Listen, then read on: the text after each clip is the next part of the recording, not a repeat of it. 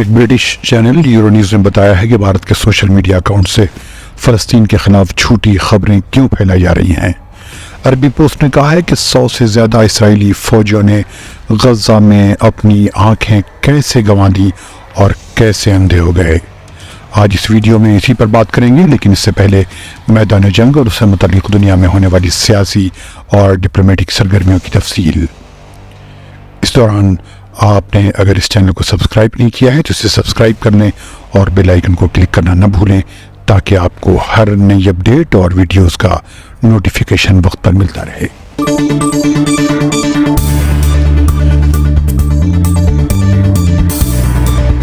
عرب دیش کے سننے والوں کو فیض الحق کا سلام۔ لبنان میں جرنلسٹ کے اسرائیل کے ہاتھوں نشانہ بنائے جانے پر 2 international human rights organisations Amnesty International اور ہیومن رائٹس واچ نے کانفرنس کی ہے اور اس میں ان واقعات کی الگ الگ تفصیل بیان کی ہے۔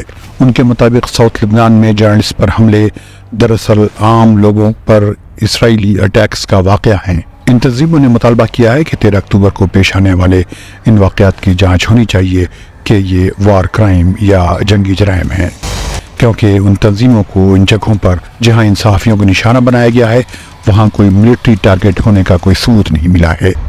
رائٹرز کے جس کیمرامین کو جس بم سے قتل کیا گیا ہے وہ اسرائیلی MA سسٹمز نے بنائے تھے۔ اس کے علاوہ 13 اکتوبر کو الجزیرہ کی گاڑی کو گائیڈڈ میزائل سے نشانہ بنایا گیا تھا جس سے اس میں آگ لگ گئی تھی۔ 13 اکتوبر کو ہی اسرائیلی ٹینکوں نے فائر کر کے الجزیرہ کے رپورٹر عصام عبداللہ کو ساؤتھ لبنان میں ہی قتل کیا تھا۔ اسی دوران نیوز ایجنسی AFP نے بتایا ہے کہ 13 اکتوبر کو ایک اسرائیلی ٹینک کے گولے سے ایک جرنلسٹ کی موت واقع ہو گئی ہے۔ اس نے یہ خبر ایمنسٹی انٹرنیشنل اور ہیومن رائٹس واچ کے حوالے سے کہی ہے۔ فلسطینی قیدیوں کے ایک فورم نے اعلان کیا ہے کہ ویسٹ بینک میں 30 فلسطینیوں کو گرفتار کیا گیا ہے۔ یہ واقعہ بدھ کی شام کو پیش آیا ہے۔ یہ سب گرفتاریاں طلکرم اور نابلس علاقے میں واقع ہوئی ہیں۔ اس کے ساتھ ہی 7 اکتوبر کے بعد سے اسرائیل کے ہاتھوں گرفتار ہونے والے فلسطینیوں کی تعداد 3670 تک پہنچ گئی ہے۔ الجزیرہ نے بتایا ہے کہ تحریک جہاد اسلامی کے القدس بریگیڈ اور اسرائیلی افواج کے درمیان شجاعیہ علاقے میں جھڑپیں جاری ہیں، جس میں 3 اسرائیلی ملٹری وہیکلز کو ٹینڈم بم سے نشانہ بنایا گیا ہے۔ غزہ کی ہیلتھ منسٹری نے کہا ہے کہ شفا ہاسپٹل کمپلیکس میں بجلی نہیں ہے اور وہاں ہزاروں پناہ گزینوں کی بھیڑ ہے۔ اس کی وجہ سے اسپتال کو کام کرنے میں دشواری پیش آ رہی ہے۔ منسٹری نے کہا ہے کہ کئی گلی کوچوں میں بھی ہیلتھ سینٹرز قائم کیے گئے ہیں۔ اسپتال ان تمام کاموں کے لیے مزید میڈیکل ٹیم اور میڈیکل ساز و سامان کی ضرورت ہے تاکہ میڈیکل سروسز دی جا سکیں۔ الجزیرہ کے مطابق نارتھ غزہ میں کئی اسپتالوں نے کام کرنا بند کر دیا ہے۔ الشفا اسپتال کو چلانے میں بھی مشکل پیش آ رہی ہے۔ ناصر اسپتال میں 1000 سے زیادہ زخمی زمینوں پر پڑے ہوئے ہیں۔ امریکی اخبار وال اسٹریٹ جرنل نے امریکی افسران کے حوالے سے کہا ہے کہ امریکہ نے اسرائیل سے کہا ہے کہ وہ امریکی فوج کو حوثیوں کے حملے کا جواب دینے دیں اور اپنی جنگ کا دائرہ نہ بڑھائیں۔ واضح رہے کہ حوثی یمن سے اسرائیل کی طرف راکٹ داغ رہے ہیں جن کے کئی حملوں کو امریکیوں نے ناکام کر دیا ہے۔ اب تک حوثیوں نے 3 مال بردار جہازوں کا ریڈ سی سے اغوا کر لیا ہے جن کا تعلق اسرائیل سے بتایا جاتا ہے۔ اسی دوران ترکی کے شہر استنبول میں فلسطین پر ایک یورپین کانفرنس شروع ہوئی ہے جس میں 50 ملکوں کے نمائندے شریک ہو رہے ہیں۔ یہ سمیٹ مسلمانوں اور فلسطین کے قاضیوں کی تنظیموں نے بلائی ہے۔ اس میں اوپینین میکرز، تھنکرز، مفکرین، سیاستداں، یونیورسٹیوں کے پروفیسر اور دین اسلام، عیسائیت اور یہودیت کے نمائندے شریک ہو رہے ہیں۔ اسی دوران الجزیرہ نے بتایا کہ غزہ کے علاقوں یرموک، درج، خان یونس اور بنی سیلہ پر اسرائیلی بمباری جاری رہی۔ لبنان کی تنظیم حزب اللہ نے کہا ہے کہ اس نے اسرائیل کی 2 جگہوں مرج اور حرج رامیم کو مناسب اسلحے سے نشانہ بنایا ہے جس کی وجہ سے بڑی تعداد میں اسرائیلی زخمی ہوئے ہیں۔ G7 نے ایک بیان جاری کر کے کہا ہے کہ غزہ میں ہیومینیٹیرین کرائسس کا سامنا کرنے کے لیے فوراً قدم اٹھانے کی ضرورت ہے تاکہ عام لوگوں کے جانی نقصان کو کم کیا جا سکے۔ G7 نے یہ جوائنٹ اسٹیٹمنٹ جاپان میں ہوئی ایک آن لائن کانفرنس کے بعد دیا ہے جس میں غزہ اور یوکرین کی جنگوں کے بارے میں تبادلہ خیال کیا گیا تھا۔ इंटरनेशनल क्रिमिनल कोर्ट के पब्लिक प्रोसिक्यूटर ने कहा है कि आम शहरियों को मदद पहुंचाने में रुकावट पैदा करना जंगी जराइम के तहत आता है। उन्होंने कहा है कि गजा में फौरन इंसानी इमदाद पहुंचाई जानी चाहिए। इसराइली आर्मी ने कहा है कि उसने जुमेरात को लेबनान से गोले और 6 रॉकेट फायर किए थे, जिसकी जवाबी कार्रवाई की गई है। इससे पहले अल जजीरा की एक रिपोर्टर ने बताया था कि लेबनान की सरहद के करीब करियात शमूना और मरगलियोत में सायरन सुनाई दिए थे। इसराइल और हमास के दरमियान जंग के बारे में गलत मालूमात सोशल मीडिया पर फैली हुई हैं, लेकिन इस ऑनलाइन अफरा तफरी में जो बात सामने आई है वो ये है कि उन झूठ को आगे बढ़ाने वाले बहुत से अकाउंट्स बुनियादी तौर पर भारत से हैं। ये बात एक international TV channel euro news ने कही है और ये भी बताया है कि ऐसा क्यों किया जा रहा है। एक वीडियो में दिखाया गया है कि एक आदमी को स्ट्रेचर पर ले जाया जा रहा है, उसका जिस्म सफ़ेद कंबल से ढका हुआ है। अचानक सायरन बजने लगते हैं और स्ट्रेचर उठाए हुए आदमी भाग जाते हैं। चंद लम्हों के बाद वो शख्स बॉडी बैग से निकलकर भाग जाता है। इस वीडियो के साथ जो एक्स अकाउंट के त्रिपाठी का है, उसने लिखा है कि देखें कि इस्लाम पसंद कैसे नैरेटिव बनाते हैं। एक मुर्दा लड़का अचानक जिंदा हो जाता है, सायरन बजने लगते हैं, मुर्दा जिस्म भी उठकर भागने लगता है। एक्स पर यह ट्वीट 11 अक्टूबर को किया गया था। उसके बाद जो वीडियो शेयर किया गया है उसे 53,000 से ज़्यादा व्यूज़ मिल चुके हैं। यूरो न्यूज़ ने लिखा है कि दूसरे इंडियन अकाउंट्स ने भी ये झूठ फैलाया है कि गजा के लोग अपने ज़ख्मी होने और मौतों के बारे में झूठ फैला रहे हैं ताकि वेस्ट से हमदर्दी हासिल कर सकें। लेकिन जब यूरो न्यूज़ ने सर्च किया तो पता चला कि एक अरबी चैनल ने 2020 में ये वीडियो चलाया था जिसके बारे में कहा गया है कि ये उर्दू में रिकॉर्ड किया गया था। यूरो न्यूज़ ने फैक्ट चेकिंग वेबसाइट बूम के हवाले से कहा है कि इंडियन एक्स यूज़र्स फ़लस्तीन के ख़िलाफ़ प्रोपेगेंडा फैलाने में आगे हैं।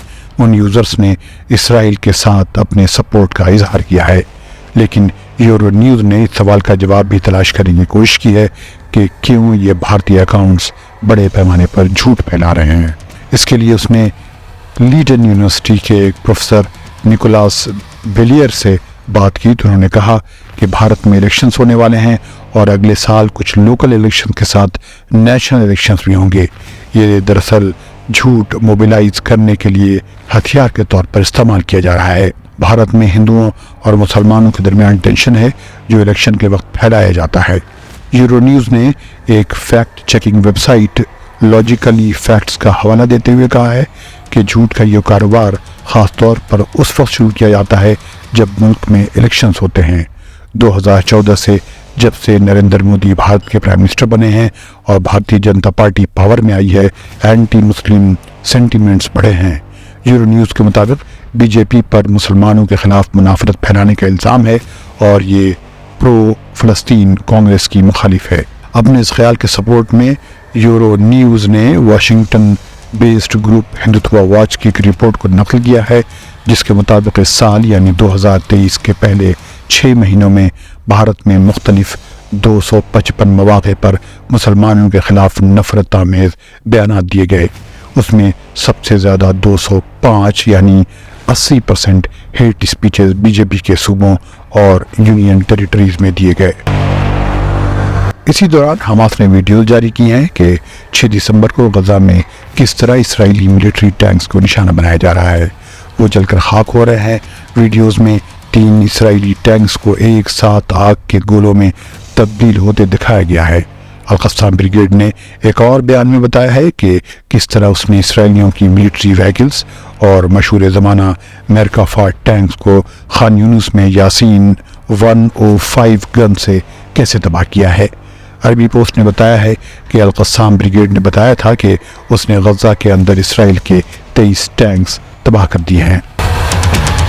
तुर्की की अनादोल या अनादोलू न्यूज़ एजेंसी ने बताया है कि अमरीकी आला अफसरान ने गजा पर हमलों के ताल्लुक से इसराइल को ख़ास तौर पर खबरदार किया है कि जनवरी तक हमले बंद हो जाने चाहिए।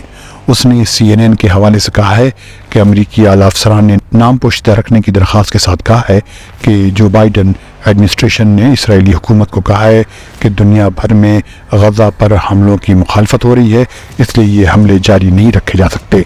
अब तक इन इसराइली हमलों में 7 अक्टूबर के बाद से अब تک 16,248 لوگ شہید ہو چکے ہیں، جن میں 7,112 بچے اور 4,885 عورتیں شامل ہیں۔ ان حملوں میں 43,616 لوگ زخمی ہو چکے ہیں اور پورا انفراسٹرکچر تباہ ہو چکا ہے، جسے ایسا انسانی المیہ کہا جا رہا ہے جو پہلے کبھی پیش نہیں آیا۔ اسی دوران عربی پوسٹ نے اسرائیل کے سرکاری براڈ کاسٹر کے حوالے سے بتایا ہے کہ غزہ میں حملے کے دوران 100 اسرائیلی فوجیوں کی آنکھیں مکمل طور پر ختم ہو گئی ہیں اور وہ اندھے ہو گئے ہیں، اور ان میں کچھ کو آنکھوں میں گہرے زخم آئے ہیں کیونکہ ان کے پاس پروٹیکٹیو چشمے نہیں تھے۔ اسرائیلی فوجیوں کی آنکھوں میں یہ زخم گن شاٹس اور شارپنل سے آئے ہیں۔